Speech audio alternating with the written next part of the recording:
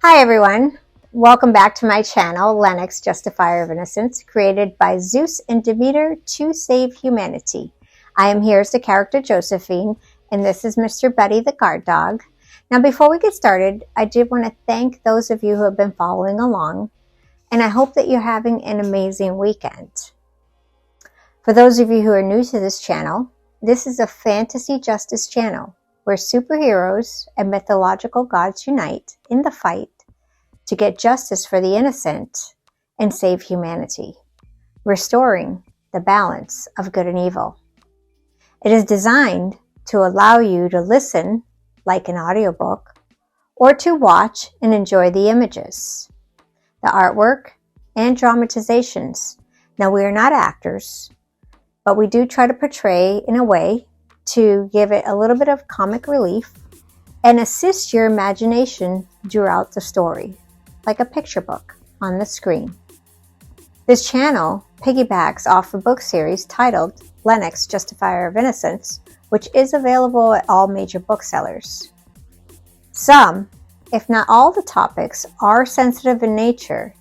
Some of the content might trigger an emotional response, so I did want to forewarn you on that. Though the majority of the stories are loosely based on real-world occurrences, the characters are fictitious, the names and the places in the stories have been changed in order to protect the identities of those involved, and the justice is carried out in imagination and fantasy. In today's story, we are going to continue to go after the consumers, taking down a Miami ring. Now, you want to make sure you stay to the end so that you know what is going to be coming next on this channel and in the book series. I will also be sharing some information regarding what is coming next week. With that said, we shall get started. Enjoy the show. Amalia immediately went to work on gathering intel on the Miami ring. We shall infiltrate it just like the Big Beast ring, aiding the FBI in their efforts. If this ring is connected to the doctor, it won't only lead to the takedown of both the doctor and the Miami ring, but it will expose a network of consumers. With the information that we gather, Amalia will surely be able to get names, locations, search histories, and financials. Doesn't matter how hard they try to scrub their info, Amalia can retrieve it. Josephine had Raul contact the ringleader in Miami. He convinced him to take a meeting with her and Leska, stating that the ladies were operating a very lucrative ring in Tampa Bay. But with the recent exposures in Tampa, they were looking to get commodities elsewhere until things calmed down. He made sure he was aware of their deep pockets and their high-profile client lists. Buster, that was the name of the leader of that ring in Miami, said if the money's right, he would consider it. "I thought you were in prison," he asked Jaru. Jaru responded, "You know how it is. Business as usual, just in a new office." They laughed, poking fun at the soft prison system in the U.S. Meanwhile, Vetrani and Ogard went to speak at a conference to promote and propose change in legislation. Vetrani asked Ogard, "Do you think anything will be done?" Ogard responded, "Well, if they don't put harsher punishments in place, Lenox will unleash her punishment on the perps." "Yes," Vetrani responded, "but it won't deter new ones from popping up." Ogard, "It will if the world learns of Lenox and her wrath. Lenox has been waiting for the right time to let the world know of her existence, and I believe that this cause might be the one. As long as people don't connect Josephine as Lenox, we're fine." Vetrani nodded, thinking to herself, that she hopes everything goes well. Josephine and Leska head over to Miami to meet Boster. Josephine to Leska, I'll need you to put on your best game face. This guy Boster, he's a real piece of crap.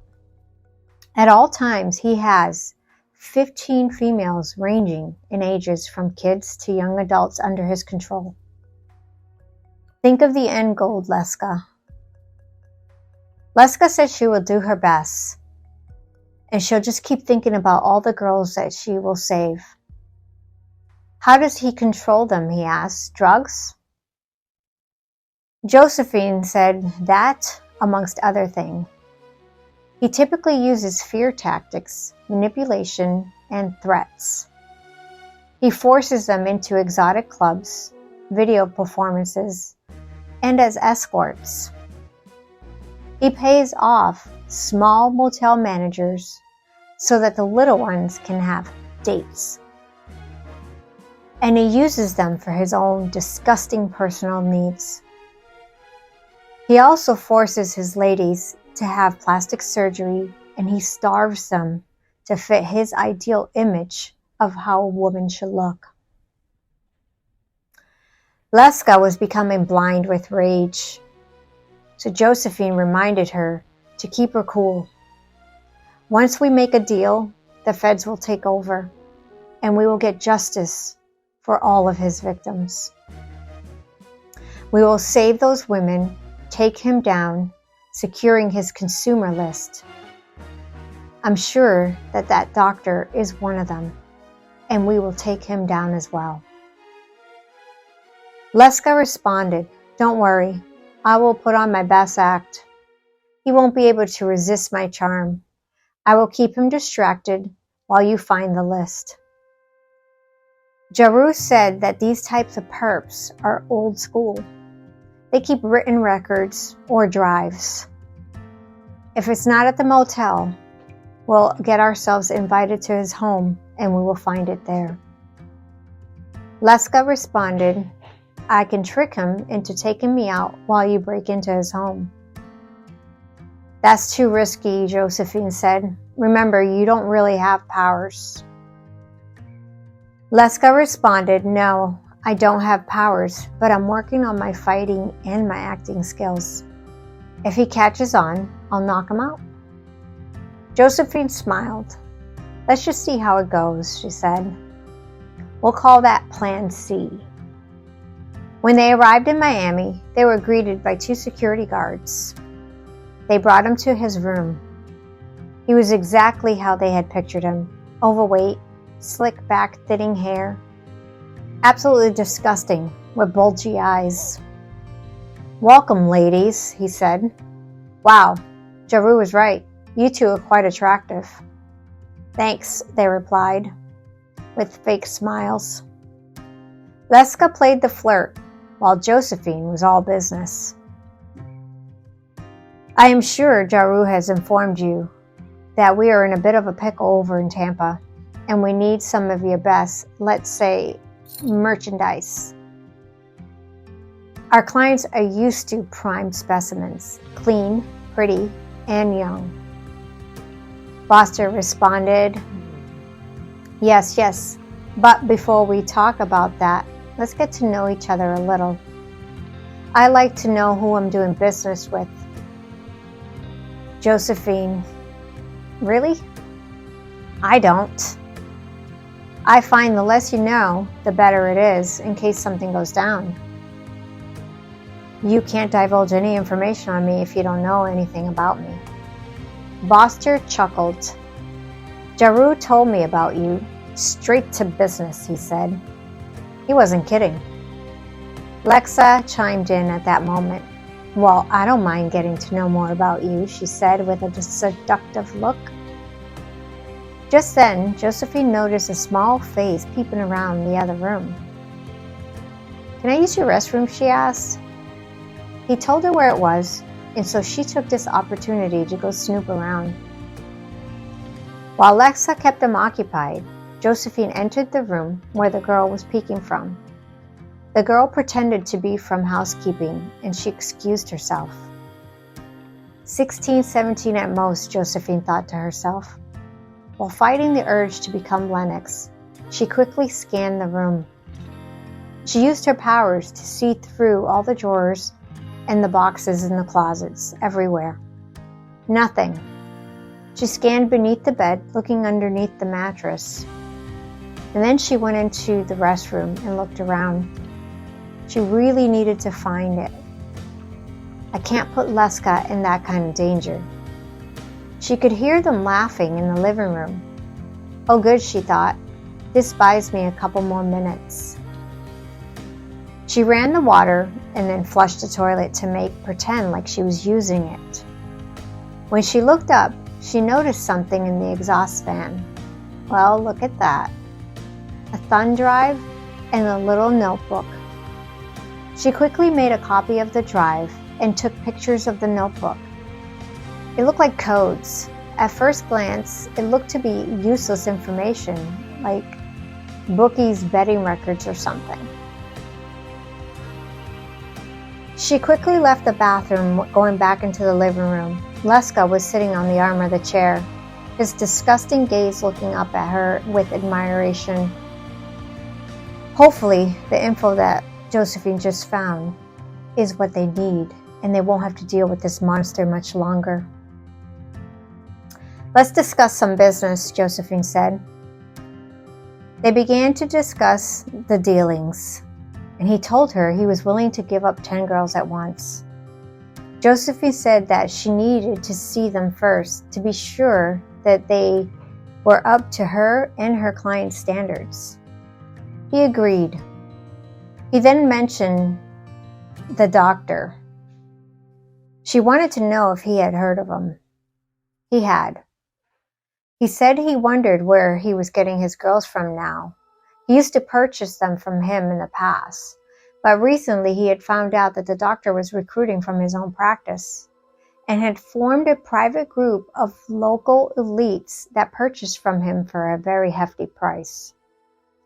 They typically meet at charity events hosted by the doctor. To make the events look legitimate, he sells tickets to regular folks, auctions them, and then has auctions with lower priced items and extremely high priced items, nothing in between, banking that the regular folks will only bid on the lower priced items.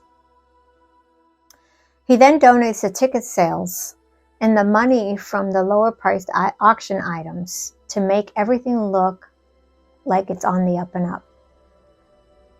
The higher priced items are given a 6-digit code. That idea he got from me, Boster said. I tattoo a code on my girls so I can keep track of them. That's what that log is, Josephine thought to herself. Interesting, she replied. I don't like anyone encroaching on my territory. I will need to inspect the girls. My clientele expects superb specimens. Boster said he understood. I'll have them ready and have them at the club tonight. Perfect. We're going to go get settled in our hotel room, Josephine said. We'll meet back at 7 at the club. With that, Josephine and Leska got up and went into the Jeep. As they drove off, they called the FBI and asked them if they were able to get all that. See, the FBI had been listening to the entire conversation in a nearby van just down the road, waiting to come in just at the right moment. But since we got Boster to agree to bring the girls to the club, they're going to wait. So we not only take him down, but we're going to save all those ladies, and we're going to raid the motel rooms as well.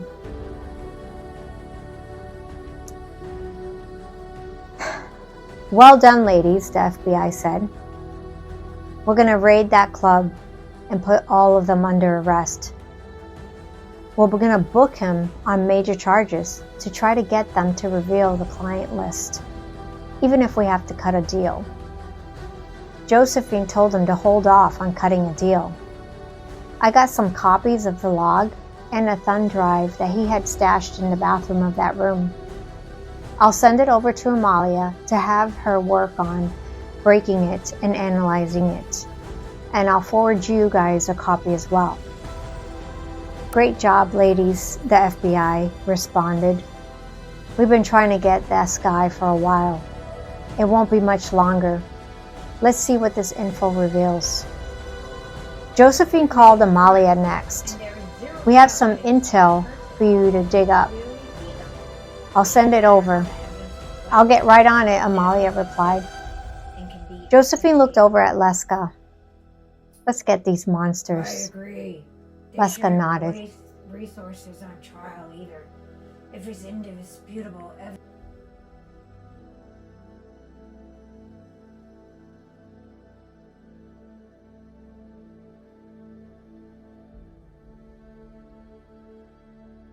So that concludes today's episode. Now you want to make sure you come back later in the week. Lexa is going to be here in person and we're going to do a little story time together for you like the old days. And we are going to have Lenox and the crew gather more information on these consumers and start going on a mission. So you're going to get a little bit more dramatizations, which will be a lot of fun to watch. And I also wanted to say that I hope you guys have an amazing rest of your Sunday evening. As always, please take care of yourselves. Take care of your children. Go see Sound of Freedom. And God bless. Thank you guys for watching.